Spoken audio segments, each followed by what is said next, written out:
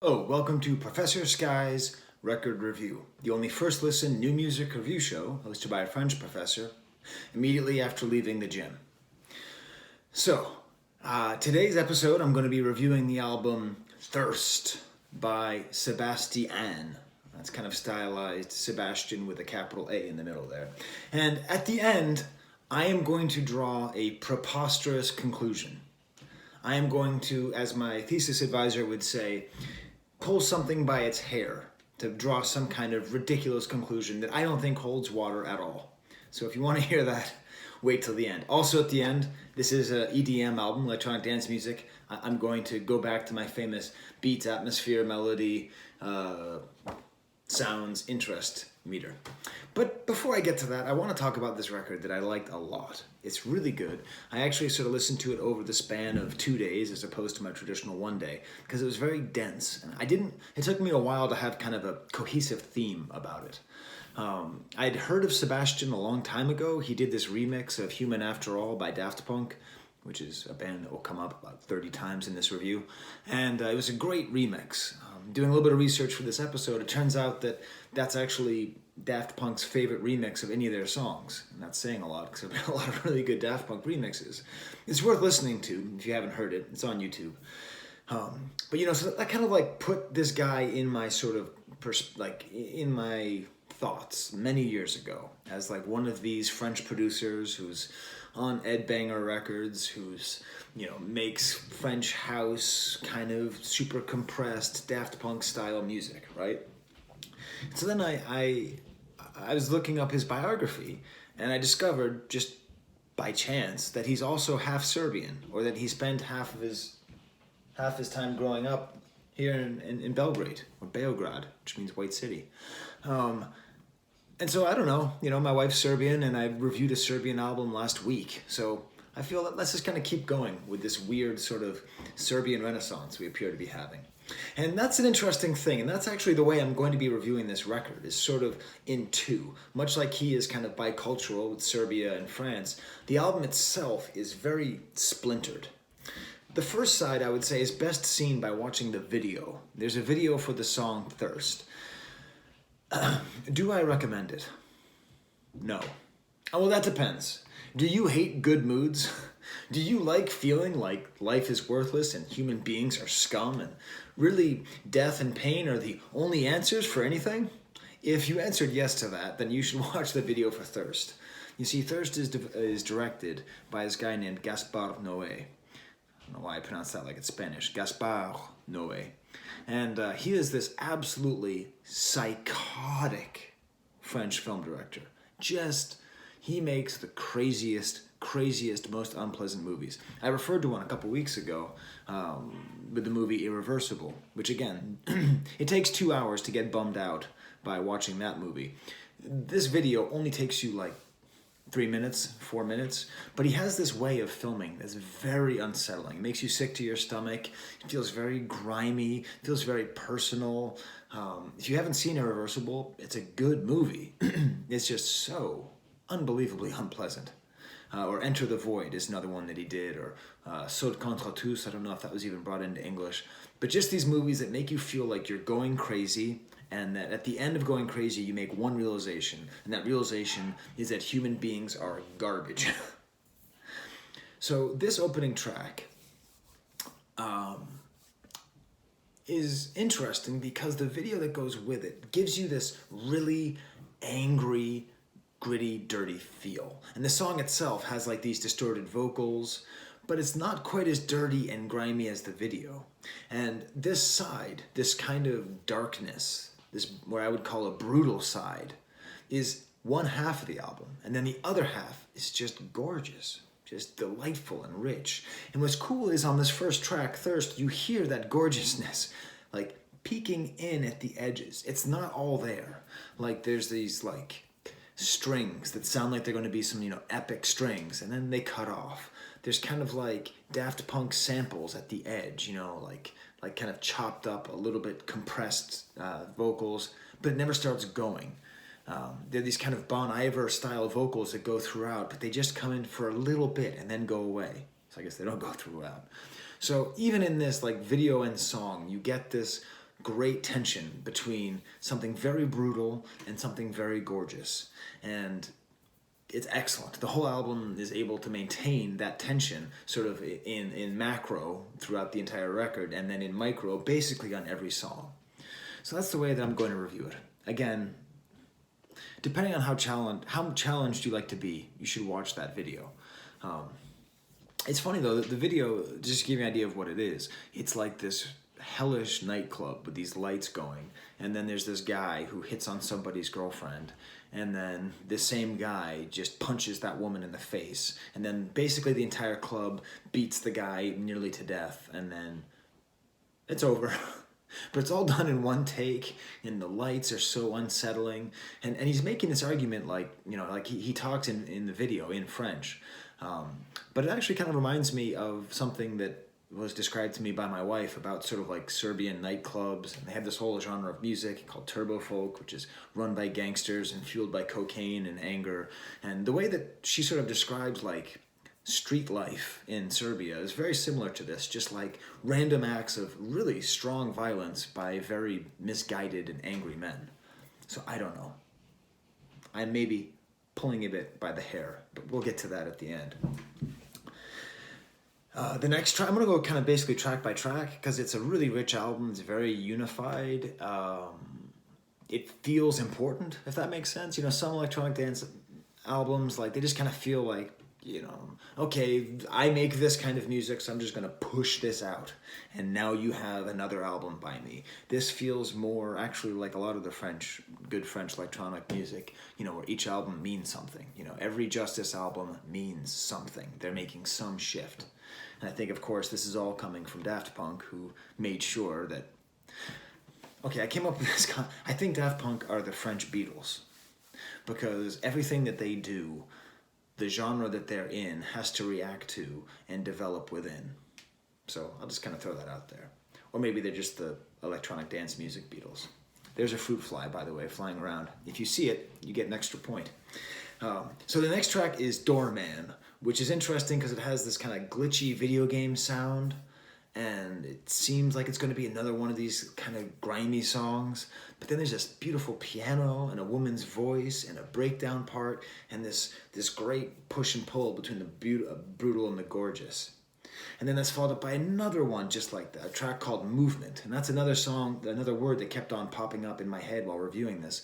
Many songs have beautiful movement all the way through. Like they shift and they go into different parts, and it doesn't really feel compartmentalized, but you end up in a different place than you started, and you don't really know why or how. Has like this great sort of like choppy, gnarly keyboards, and then they're like almost like emo rap. And I think the guy himself, SebastiAn, is doing the rapping. Reminds me a little bit of Justice's audio-visual disco album. And then at the end, there's sort of this chop-up kind of almost like Mr. Wazo, right? Or Mr. Oizo, depending on how you mispronounce it. Again, all this is the microcosm of this album, where it's dirty and clean at the same time. Then there's an unpredictable sort of a cappella song called Better Now, with a nice layering of vocals, like almost like in rounds. It's almost like Beach Boys meet techno, which is I think one of the main dreams of all French techno artists, is to make something as good as Beach Boys. Well, that's the dream of basically most musicians. And that leads into the first stamp. There's two stamps, and when I call these stamps, I mean these are tracks you absolutely, positively have to hear. Like just the greatest, just awesome. Two of the best tracks I've heard this year are on this record. The first one is called Pleasant.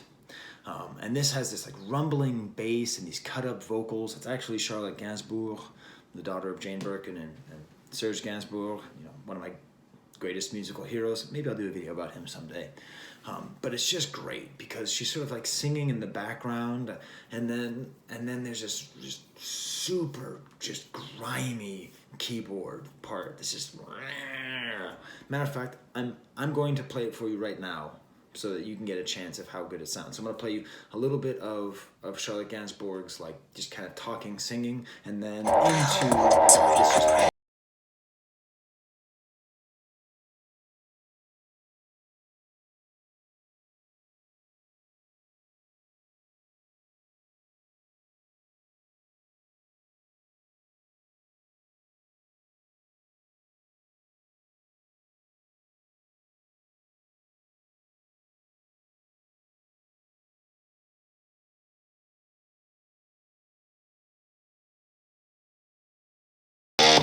hopefully that's enough. That's enough stretching on camera. My dog loves stretching. He has like these little tiny legs, and he just stretches all the time. Our theory is that he's trying to stretch himself into having legs. So I hope you heard in that, just that great mixture of the dark and the dirty and the clean and the sweet, and just great songwriting. I do have one huge problem with that song, which I'll get into with another song. Then Yebo is kind of like a trap song, like it's like kind of like a sex song about how good the singer is about having sex.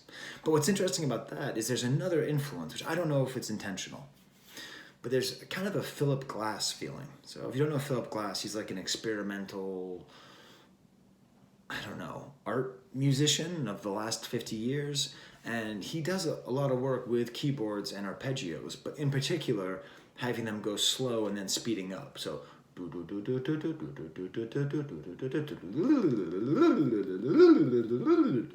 that kind of thing. And this does that. And when listening to it, I'm like, how often do electronic musicians actually do that? I don't think they do it very often. So that's pretty neat. And this is a good one to listen to because in theory, it's just another electronic dance musician doing a kind of rap track. But the way that the vocals are distorted and the way it all puts together, it's pretty interesting. Another song called Sev, it's kind of these breathy female voice. Not my favorite track on the album, but this is interesting because it's with a Persian singer. So we've had like lots of different singers, like singers from France, there's singers from Persia. The next one is a track called Sweet. It's in Japanese, these nice kind of looping vocals. The rap style sounds kind of like Japanese Migos. So that was cool because it made me realize perhaps the nature of the Japanese language, which I don't speak, lends itself to speaking in triplets. Do you speak Japanese? Is that a theory that I should develop?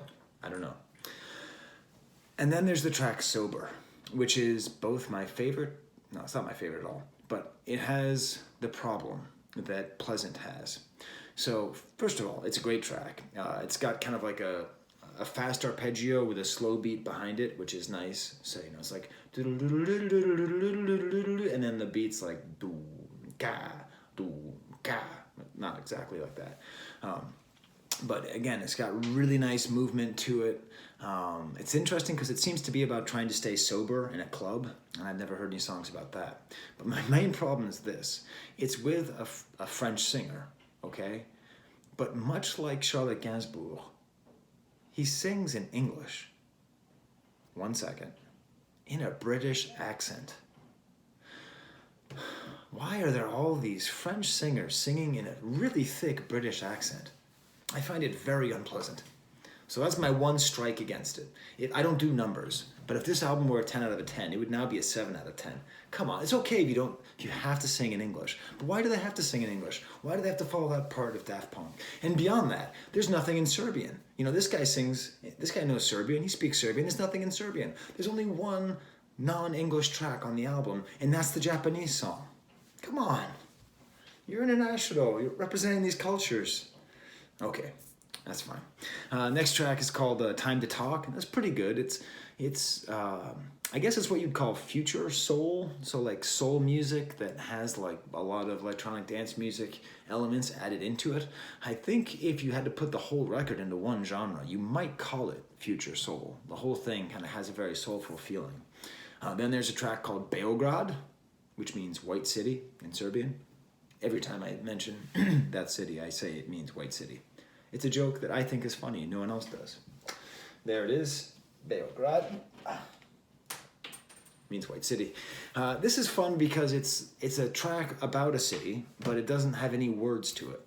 So I was driving around with my wife and my kids who've spent some time there, and I'm like, does this sound like Belgrade to you? And like, not quite. Like it's a very that kind of clean sound, has these kind of sweeping synthesizers. As far as I can tell, it doesn't really say anything. But then the sort of second section of the song comes in, and it has this really ethereal, winding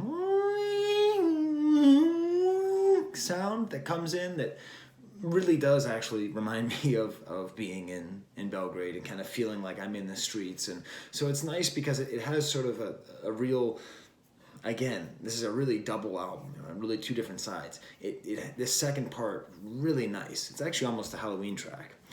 Then, sort of out of nowhere, no, completely out of nowhere, there's a track called Handcuffed to a Parking Meter. And this is with the Sparks, or Sparks. Is there an article for Sparks?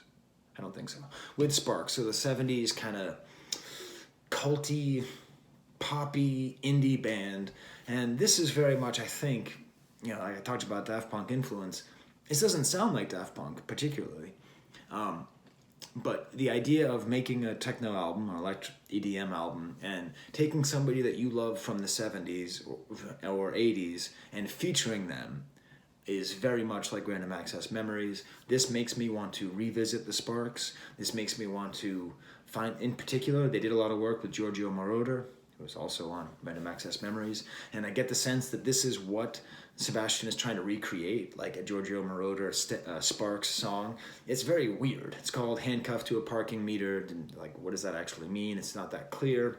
But what's really nice about this is it has a breakdown. Like almost every one of these songs has a breakdown, and they're usually pretty good, kind of like a droppy breakdown, that kind of thing that techno can do that gets you super psyched, But it's with a real drum set, just someone playing actual drums. And so in this way, it's one of the few songs that does an interesting combination of acoustic and synthetic. Almost done here. Devojka, which means girl in Serbian, is just a really just sad strings, very far away. Just a really weird song. The song sounds like it's just far away, if that's a way I could describe it. But then there are these arpeggios with a harpsichord sound that's really beautiful. And this actually reminds me of the soundtrack work of Georges Delerue, who did a lot of work for Godard and Truffaut. I can't imagine that I have a lot of people watching this who would have an opinion if that's correct or incorrect. But if you do, listen to Devojka. Am I like crazy hearing some Delerue in there? Okay. And then it's going to end with the big stamp. This track, Run For Me. This is with some guy named Gallant. It is one of the most innovative songs I've heard in a long time. And it's innovative without being obnoxiously innovative. So like it uses things that already exist, but combines them in a really fascinating way. So it has this, like, this person sings these words, run for me, okay? And like, first of all, that's an interesting lyric. Like usually it's run from me or run with me or run to me, but run for me. So is this like, do effort for me? I don't know what that means. It's interesting. Let me change my light a little bit here. No? Doesn't work. Okay. So it goes run for me, and then there's just insane, like vocoder, and then run for me, and it's a really catchy, amazingly catchy. Like I listened to it 3 times in a row because I couldn't get enough of it. And it's this, it then cuts off. Like, so it's this beautiful singing, and then this really weird vocodery thing.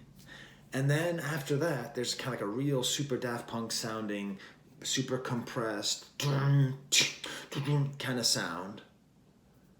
And so the whole time you're thinking, can this person actually sing?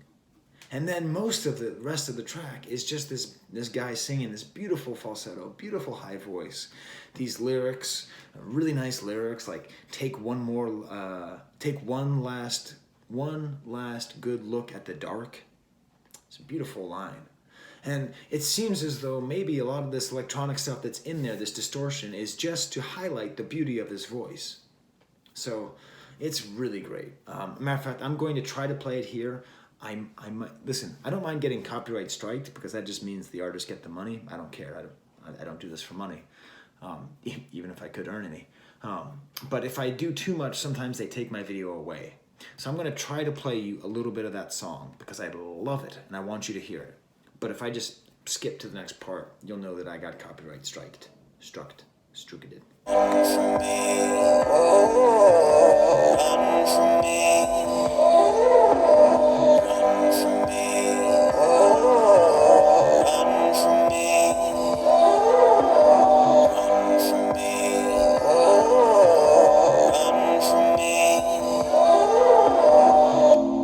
We're all just dreaming. Okay. Maybe you heard something, maybe you didn't. Well, I basically never do this, but it's the next day and I'm editing, if you can call it editing, my video, and I kind of undersold this song. So it's one of these songs, Run For Me, where you hear it like once and you're like, that was kind of okay. And then you hear it twice. And then eventually it just enters into your brain and you get obsessed with it. And like you have to keep listening to it all the time. And not just the beginning part I just played for you, but like the end part is like this amazing thing, this line about say goodbye to the dark one more time.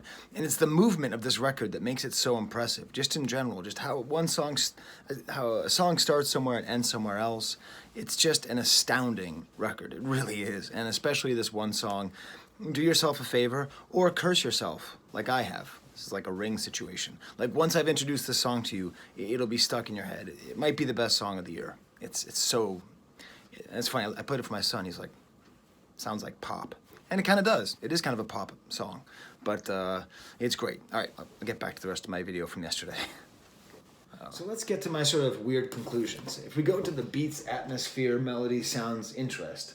The beats, you know, the music, it's very strong, very interesting.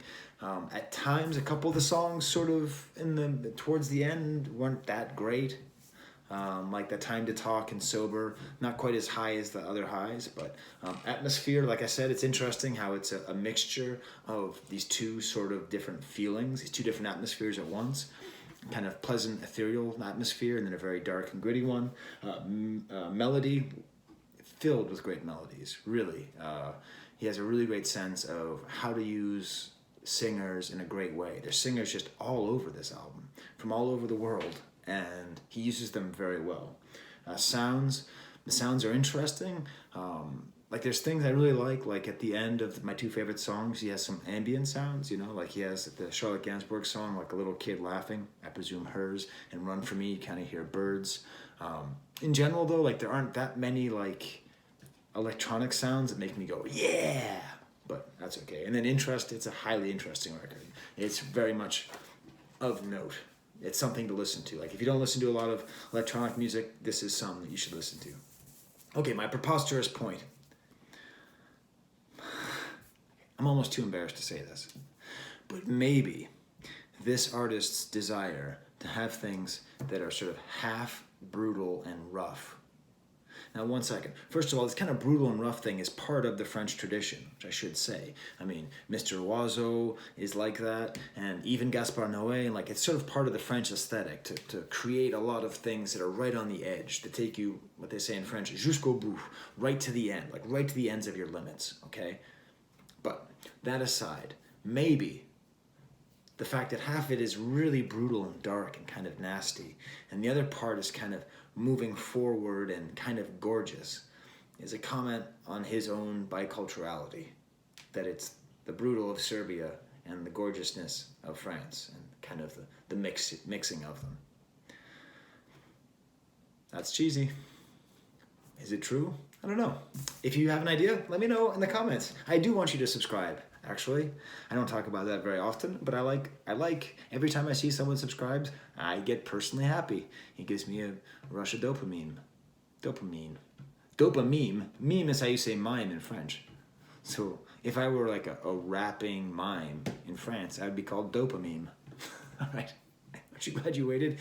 Until next time, for the people of Serbia and the people of France, there's the camera.